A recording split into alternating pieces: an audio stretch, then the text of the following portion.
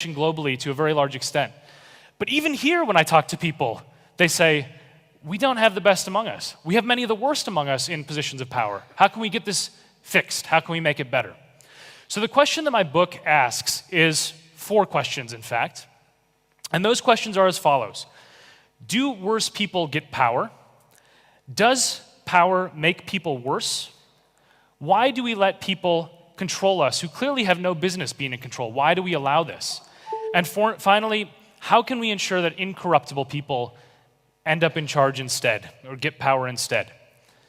Now, to begin with this, every time I've met someone who has understood what I study, basically bad people who do bad things in power, they have trotted out some version of this quote, the most famous quote about power. Power corrupts, absolute power corrupts absolutely. It's a quote from Lord Acton. It's true. But there's a much more complicated, much more interesting story that actually is more solvable that I'm going to talk about tonight. Part of this story will be about power corrupting, power making people worse, which it does. But we'll also talk about all these hidden factors that are often ignored to our own peril and detriment, because the systems around positions of power are extremely important. And they're not just important because they affect outcomes, they're important because they're the things that you can fix most easily.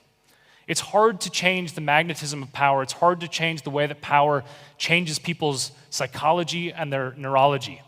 What is easier to change is the systems we design that determine who ends up in the top. So the first question, let's start with the easier one. Does power corrupt? The answer is yes.